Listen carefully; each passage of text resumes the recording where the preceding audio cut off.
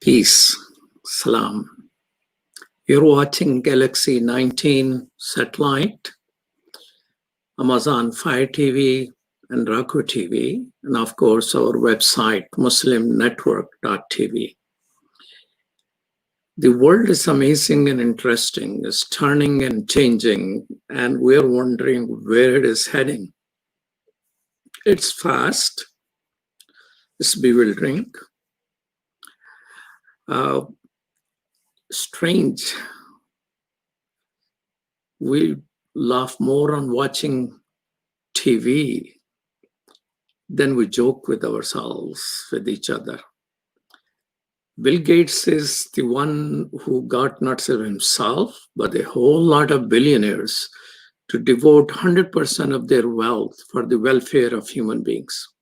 And he is number one in the investment of finding a vaccine and a cure for coronavirus. But he is the subject of conspiracies, number one. Isn't this strange? Scientists are telling us to have a mask and create a 6 feet of distance, except there is a crusade against masks. And some of the crusaders are themselves becoming subject of the pandemic.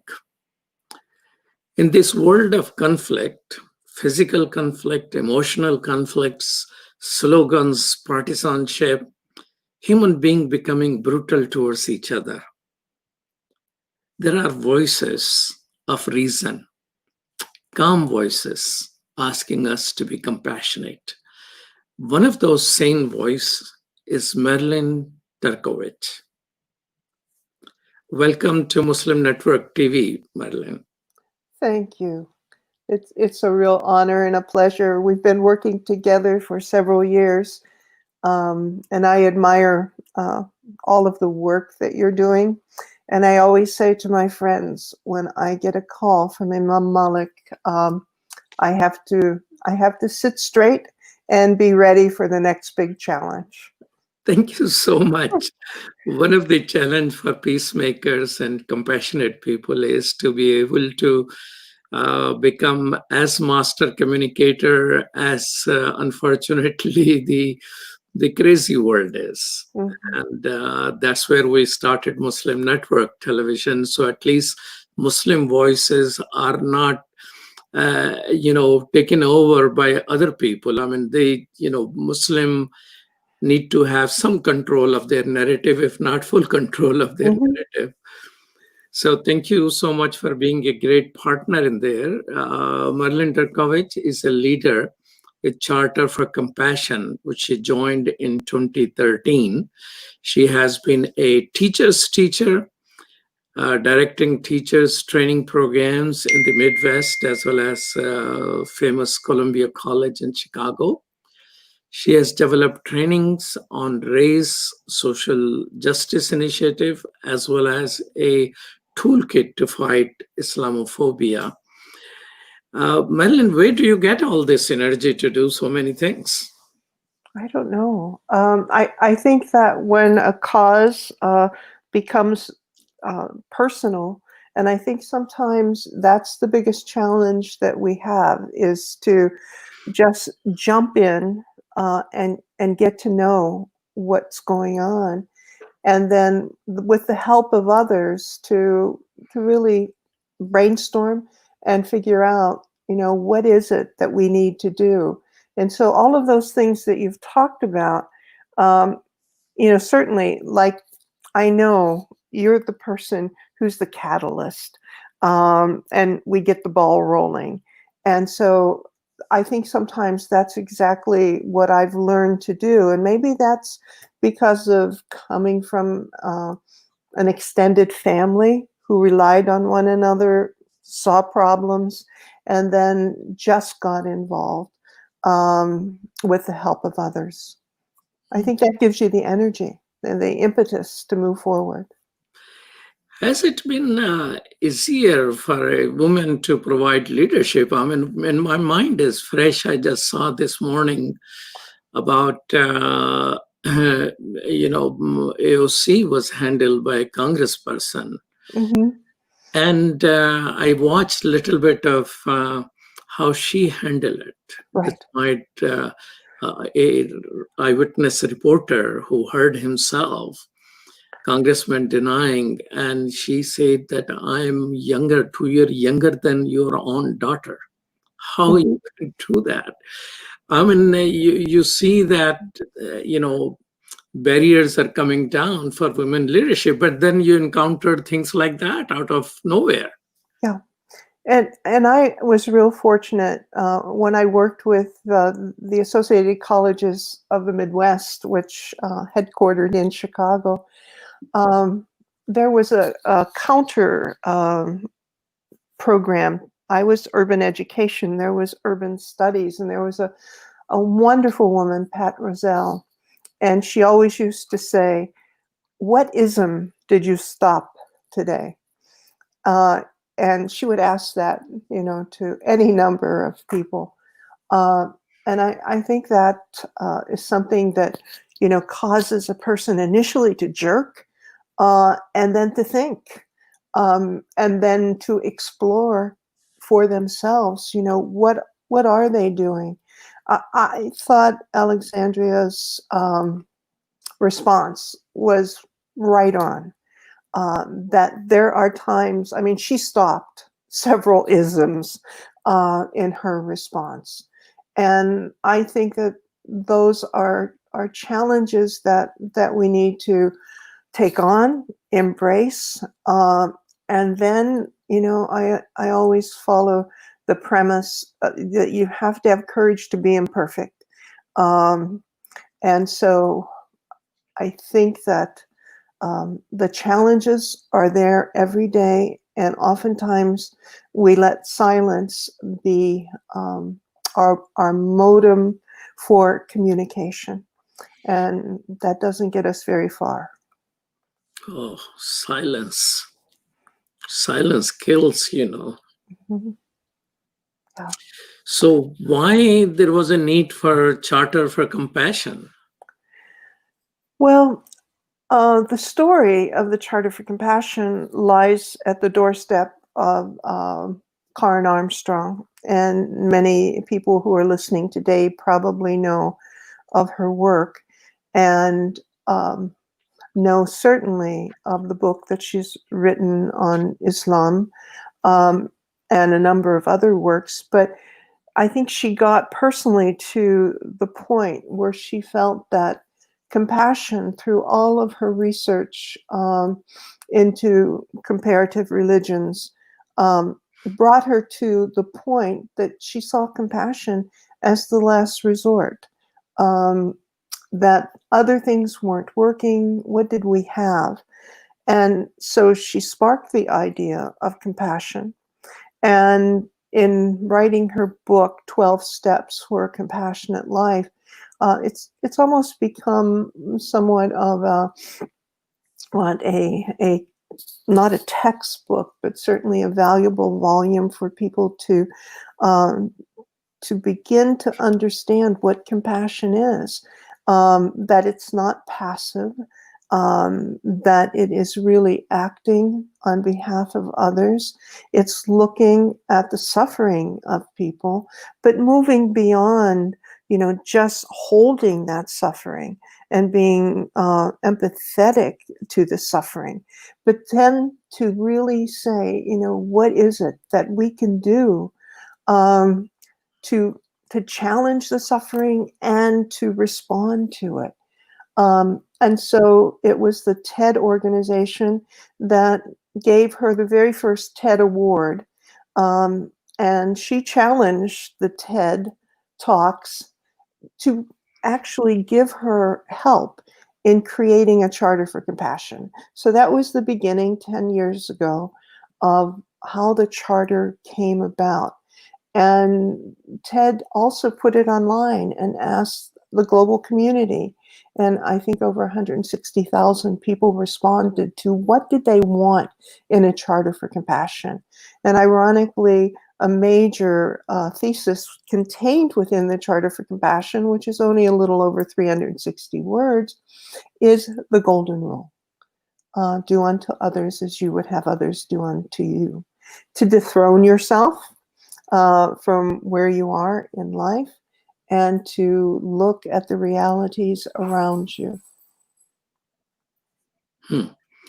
So, and the 12 step which she suggested, are some of those steps incorporated in the charter as well as in the program?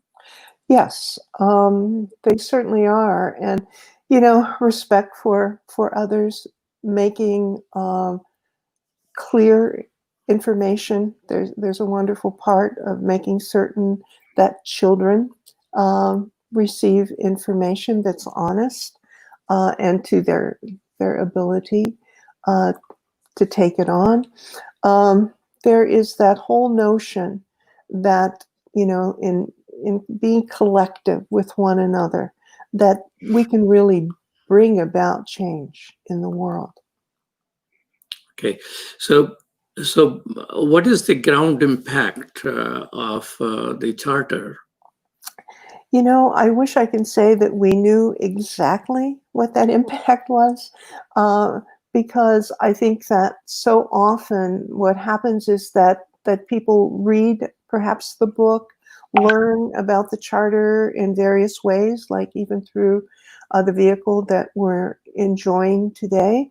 But the impact is that we have a lot of cities, for example, who have come together at the grassroots and who have tried, I think, their best. And in some cases, I shouldn't say that it's a general best, but have tried to really begin the process of dialogue locally so that within the context of a community, a city, that they bring people together and say, what's most troublesome to us?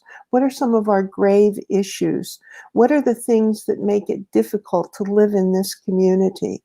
And then to broaden that conversation, to bring in people who have really started to address some of those issues.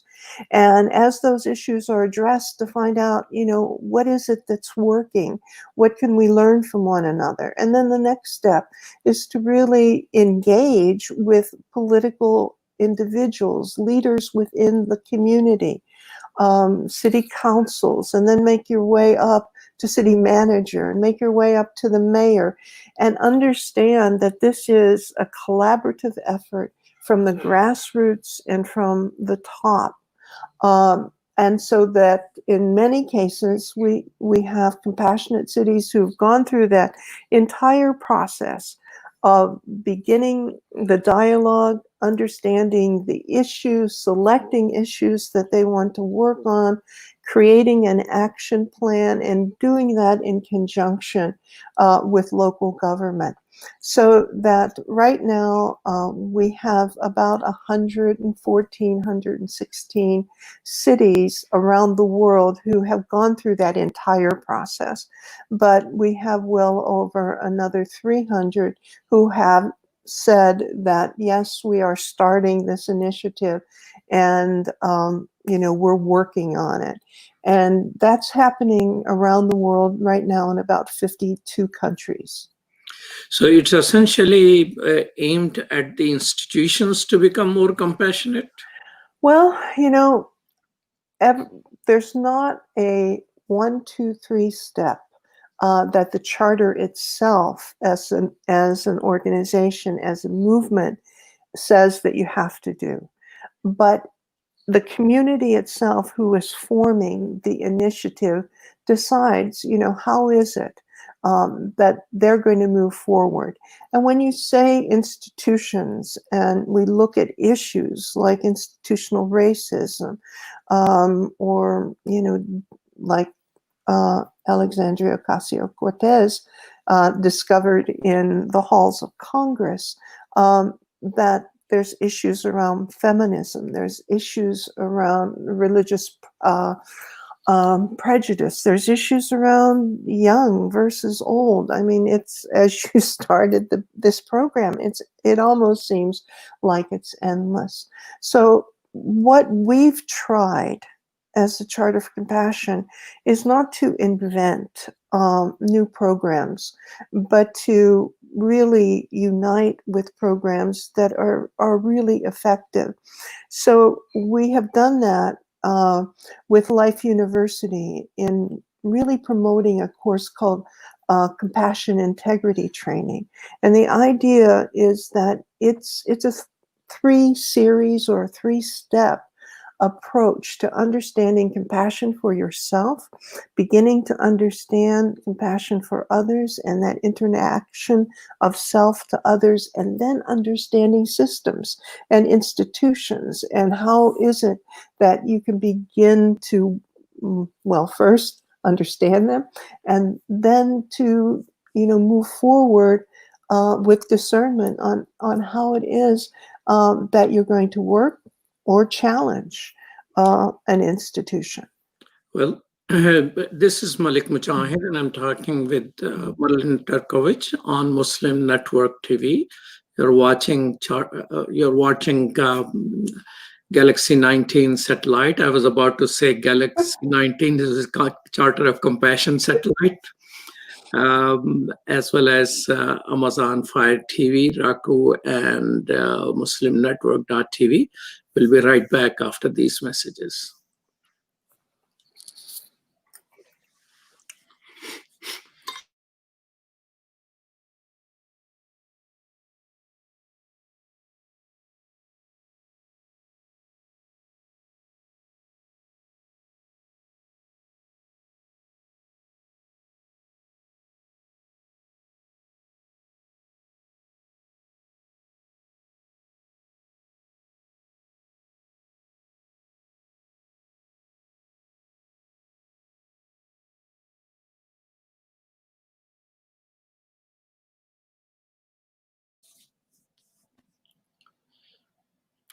Welcome back to Muslim Network TV. This is Imam Malik Mujahid, and I'm talking with Marilyn Turkovich of Charter for Compassion.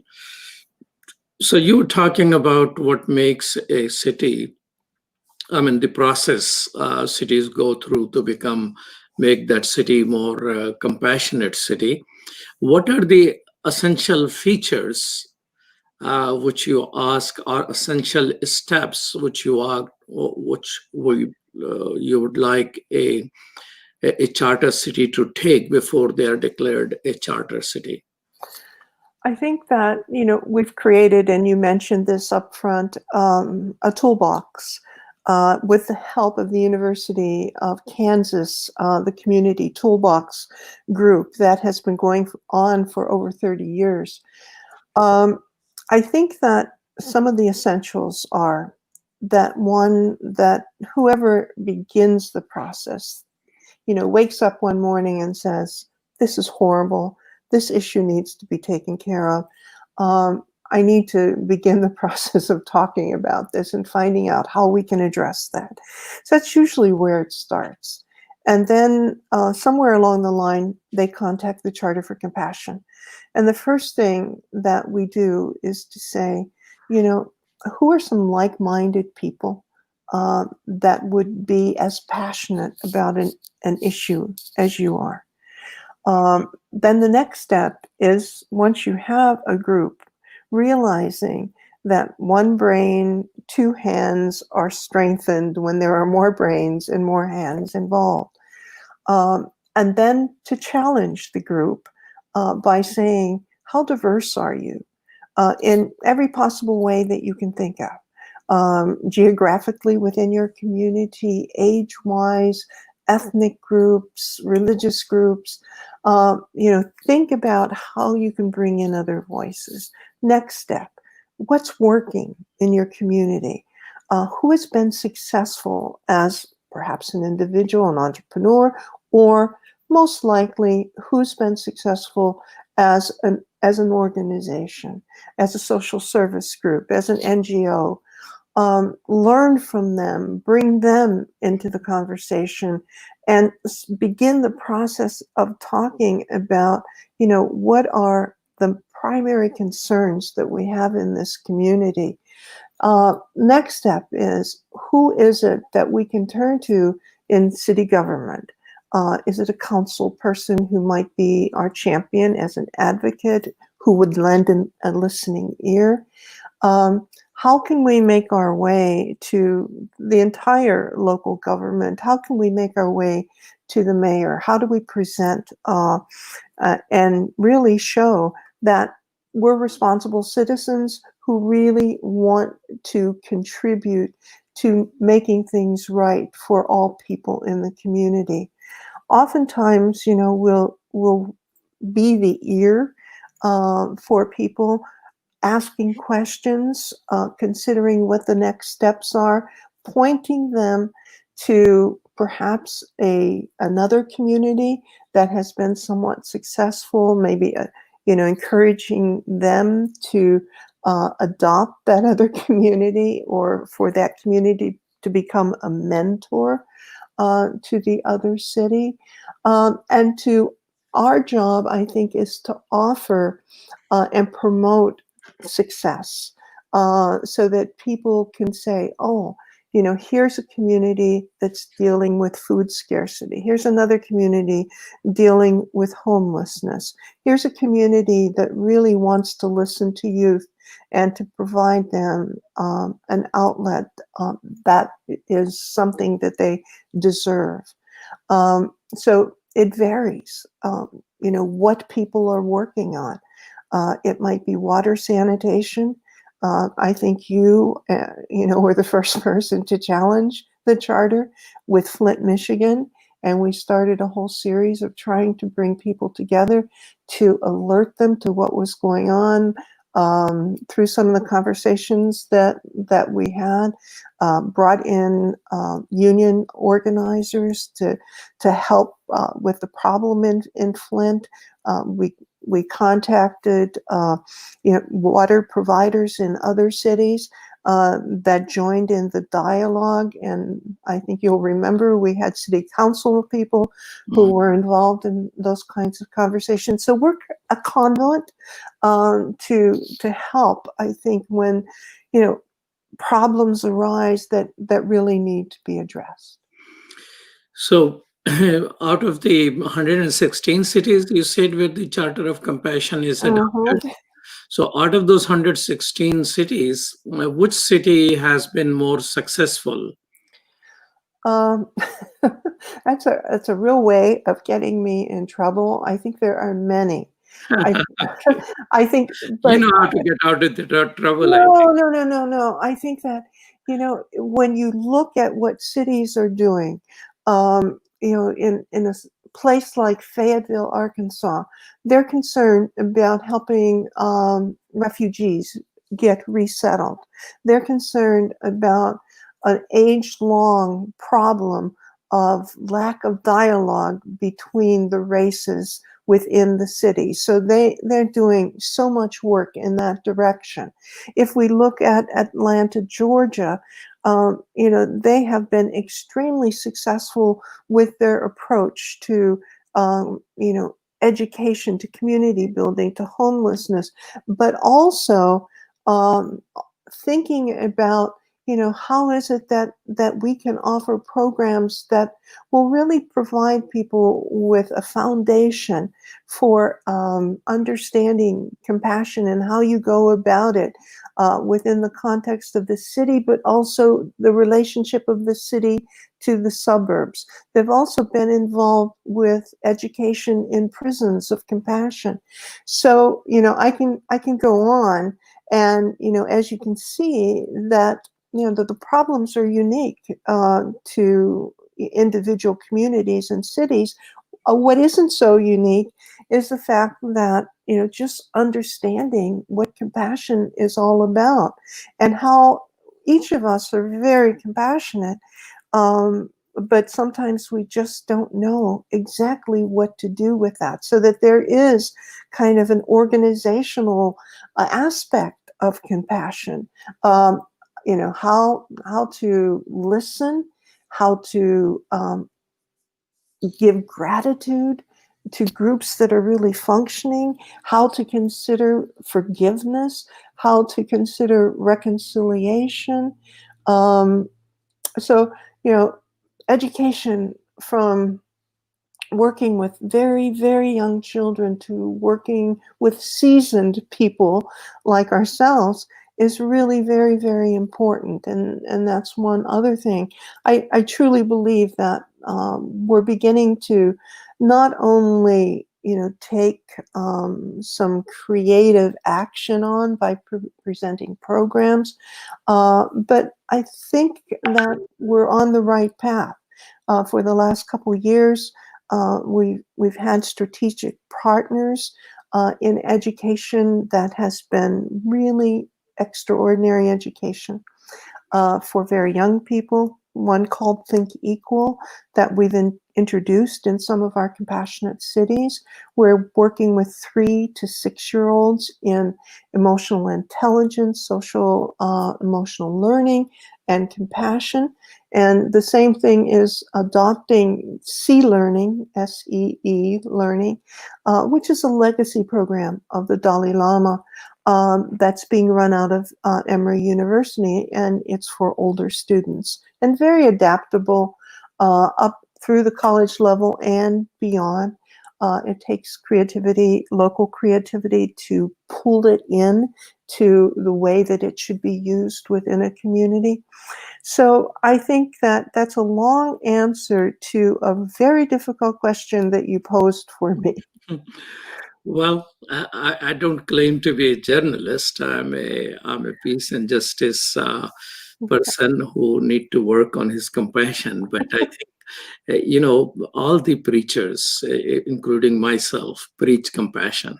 Mhm. So what you're trying to do is get institutions created by human being to become more passionate. I mean, this Yeah, seems to be the strongest part of the Charter for yeah, Compassion's current program. So it is very interesting to learn. And maybe there should be some independent measurement system other than your organization yeah, who just say that among all the 116 charter cities who have adopted the Charter of Compassion, here are the measurement known in public, and then the rate. I mean, if freedom, if the United States Commission rates democracy and freedom and level of religious freedom around the world, why not? We rate institutions and cities how compassionate they are. right, That's, it could be something which is independently designed, and there should be a known criteria, and let people see that, and maybe on their website of that independent organization, people, citizens of a city, can rate the way yeah, comment on the rating which has been done. yeah. So to give a more voice to the whole idea of our cities need to be compassionate cities. Yeah, I think you're absolutely right. We do have a few cities that are, looking at measurement, looking at values. There is a group in Louisville, Kentucky, that has taken the city index, and which is kind of a norm for many cities in the way that they're measuring what's happening within the city. And this, the city index has been expanded to list questions around compassion. I think, and you're in the field of communication, and you know the challenge of, you can say that a city, it can be any city, has made its way and said, oh, we are a compassionate city. We're willing to affirm the Charter for Compassion. But still, the city might be a city of 1 million people. Not every one of the 1 million know about the Charter for Compassion. So, another big challenge besides measurement is to really communicate across the community lines, city lines, what's going on with compassion. How can a school be more compassionate, a business be more compassionate, a hospital and healthcare, so that, it's huge when you think about all of the places where compassion really should be the guiding and maybe the challenging force within the organization and within the institution. We've been around for 10 years in terms of a charter as a movement. I think our real efforts started about 5 years ago. So we're very young, and we need a lot of help in what you just said in terms of measurement, evaluation, communication. A lot of work to be done. Tell me this. I mean, everyone who saw that officer's knee on George Floyd's neck have seen it, and they cannot liberate themselves from that image and the absence of compassion. There must be compassion, but some code, blue code, didn't allow other officers to stop him. And that goes on in our country, substantially. So compassion in policing. It may be a good idea, you probably already have several things. Maybe there need to be a task force talking about, there is a call for defunding police. There is a call of police reform. There is a call for many things of the reform oriented, and all politician was always for reform. Nobody says they are not for reform, but it doesn't quite happen. But the vocabulary of compassion, a charter in which a dialogue takes place about a task force which leads a conversation about compassion in policing. Do you think there's something like that is happening already to inform others? Otherwise, think about it. Yeah, and to answer your question, yes. One of our board members has been working, I'm almost going to say feverishly, to help bring compassion and to police forces, and has made some introductions to police forces in LA and several other places. The compassion integrity training that I spoke of has been in prisons and has worked with prison administrators and guards as well as inmates. And we've been really talking about, how is it that we can take that program as one program, most probably of several, to make it available to police officers. I just had a conversation several weeks ago with one of the creators of compassionate integrity training about, is it best to have police as one unit taking compassion integrity training, or is it better to get a mixed group of people? Only because then you begin to see different perspectives that people bring in to the conversation, into the experience. And, is not that notion that each of us hold our own perspective about something important in order to really learn from one another, so that, as you say, what stops us from, trying to stop something? And I'm going to go back to that question that my colleague would ask us. What have you done to stop an ism? What have you done to stop something that is occurring as outrageous as one of your fellow police officers holding down a knee on a person who's crying out? What stops us from doing that? And so I think that perspective that each of us can bring into a conversation is really important, because, when people ask the question like you just did, most people just stop and say, I don't know the answer. But collectively, I think we can begin to challenge for and really dig deep for the answer. Thank you so much. We're talking with Marilyn Turkovich. This is Imam Malik Mujahid, and you're watching Muslim Network TV. We'll be right back after these messages.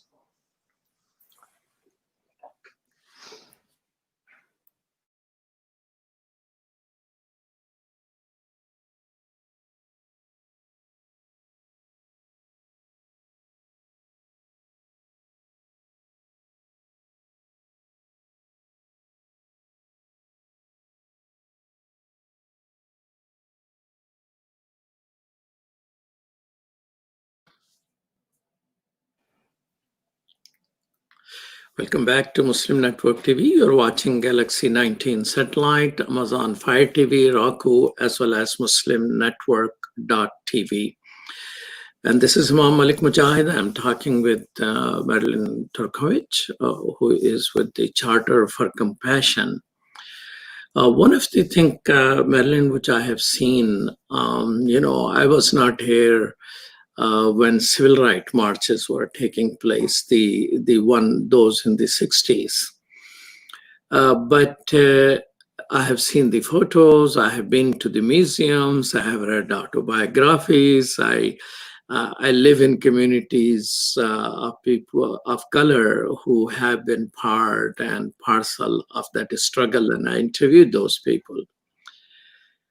What we are seeing nowadays is that a whole lot of young white people, boys and girls, they are marching in unprecedented numbers. Sometimes they are in larger number, and sometimes they are the only one marching for police reform and for compassion and for asking our institutions, especially institutions of authority and institutions of coercion, to become better and improved.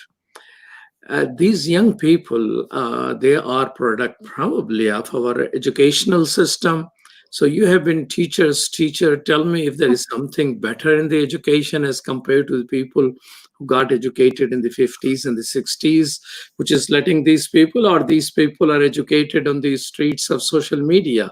What is happening here? I mean, I'm seeing it as a positive sign that so many young people are concerned about our society and our people and our diversity. Mm-hmm. Yeah, I think you're right. I was a young student during the 60s and was very much involved. I came to Chicago to work on the west side of the city right after graduating from college, found myself in Mississippi working on voters' rights, marched in the Meredith March, was unsuccessful, and even though there were willing African American people who we accompanied to the courthouse to have them registered to vote, but never was able to get anyone to be able to vote because of the laws of taking a test, which were already, stopped. But the communities didn't know that they were going to follow. So Marilyn, you personally were involved and walking to the court to get Blacks registered to vote, and you're not successful. What city and what year was it? Well, it was Canton. It was the Meredith March, primarily the journey from through Mississippi, from Canton, Mississippi, down to Jackson. The march was at the end, because of all of the trouble we encountered, became a forced march of just the men after there was an attack by the guard, Mississippi Guard, on the marchers. But I'm saying this because there were so few whites that were involved in that march, as well as some of the other marches. The numbers increased through the years. In Chicago, the same thing. I mean, there's lots of visions of Marquette Park and Gage Park, the white community against the marchers. But what's happened since that time, um, I truly believe is, in some ways schools are more integrated, and I mean that would become a long conversation about the whole integration process.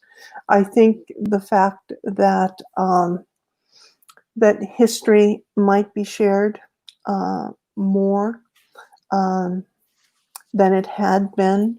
I mean, I think that when I went to school, it was a history that really concentrated on the winners.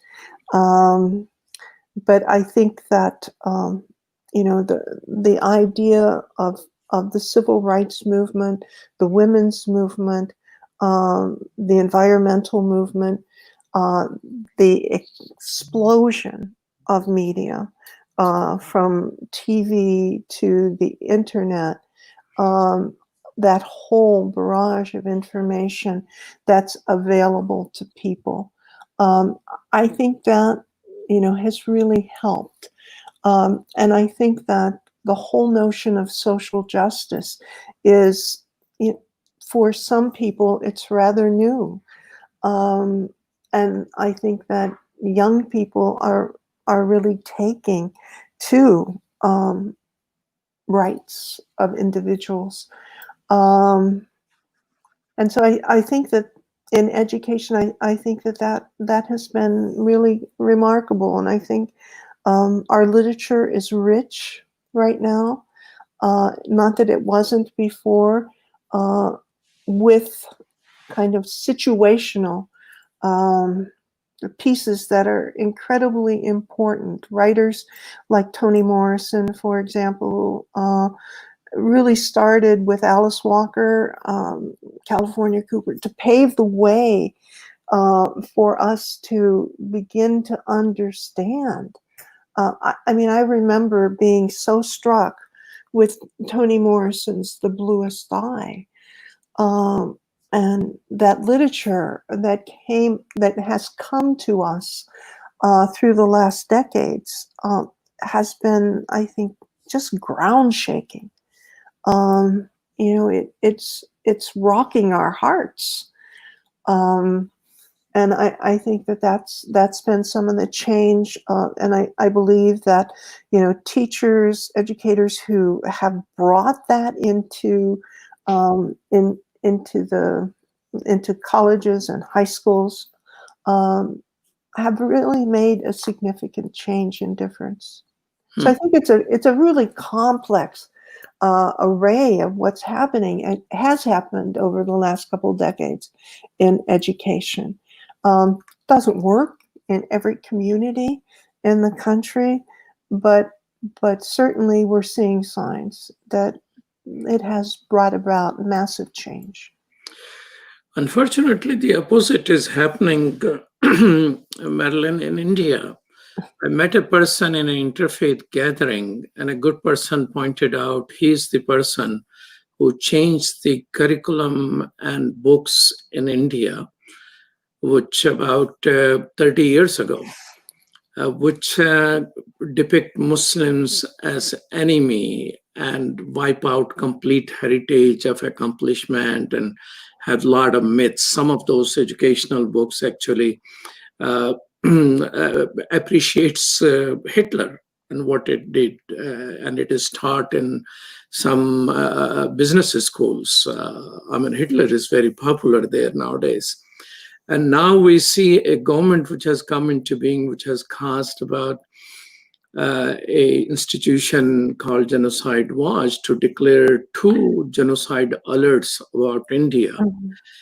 And in an environment in which 200 million Muslims in India are being accused that they are responsible for COVID virus. I mean, they have a hashtag called COVID Jihad and things of this nature. In that tense situation, Charter for Compassion is sitting here, but you have chapters and you have people, you're trying to deal with that situation. How do you deal with that? I know it is so difficult. I was in India twice last year, both to do education workshops and to certainly listen to people, their concerns. I don't know of some of the things of which you spoke. And, you know, sometimes our eyes are a little clouded because I get to work with people who are desperately trying to bring about change, and who are dealing with compassionate um, education training within their institutions. But at the same time, I was there in April um, with the launch of the Dalai Lama Sea Learning Program, but spent a little extra time there in working with our compassionate cities. And then I returned at the end of August. I felt the difference from April to August and what was going on, and the tension in the streets, what was going on with the Muslim community, what was happening in Kashmir. And, you know, it's appalling. I don't know an answer for it. I know that, you know, that there are, like the Soil Management Institute, which is one of our partners in India. It's a master's program in business, and it's the School of Inspired Leadership, and they're working in a direction that is totally different from what you said. And I worked at Obi Jindal University with the UNESCO Mahatma Gandhi program for peace and education and social emotional learning. And you can only imagine that that program too is trying so hard to bring about a different way of learning and interacting with all of the diversity that is present in India. And all we can do is, you know, to continue to really tread water right now, but certainly to, you know, and we have joined forces, but you know, it's so difficult. And, you know, we invite anyone who has approaches and answers of how to deal with this intense dilemma. You know, we would welcome input. Marilyn, you know, thank you so much for visiting and learning and connecting with people who are equally worried as you and I are worried about it. There are always great partners, and some of those partners are in touch with me. Since yesterday, I think I must have about 8-9 communication with those people in India who are true partner, and their heart are aching because of what's happening there. I mean, you have created something called Islamophobia, fighting Islamophobia toolkit. What is the possibility then some toolkits are regional based? For example, you know, strengthening compassion and building on the heritage of Gandhi in India, something like that. Because there are, you know, there are a whole lot of Indians who are very proud in America, and some people have written about it, that how come they are all liberal when it comes to rights and diversity in America, and at the same time they remain silent about what's happening over there. So maybe those people will be and there are those people. I mean, I remember I was in Hollywood talking to a business executive who was Indian in Hollywood. I mean, she represents different actors and whatnot. I was trying to recruit some actors to speak up for Rohingya people. And once the meeting was over, she said, would you mind talking to me a little more? And she goes, what do you think about Modi? And I, of course, I told her what I think. And then she just went on, you know, I fully agree. She was of Indian heritage. And she fully agreed. I said, but I have a hard time convincing my parents about all of that. What should we do? I mean, there are good people all around us. So do you think there is a possibility of some regionally focused material? I only smiled because I have a feeling that this is our next joint project. Okay. And I'm we, available. okay, we need your help. Okay. Thank you so much, Marilyn. You have been good.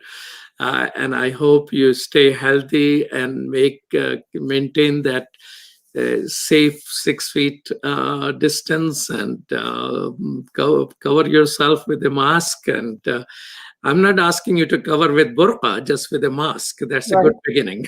right. Very good. Well, thank you so much. This is Thank Imam you. Malik Mujahid, and you have been watching Conversation with Marilyn Turkovich, who is a good partner in Charter for Compassion. And you have been watching us on Galaxy 19 satellite, Amazon Fire TV, Roku, and MuslimNetwork.tv. Our producer today is Sumaya Haider, supported by Aliza Majid, who is our intern producer. Peace. Salam. Well.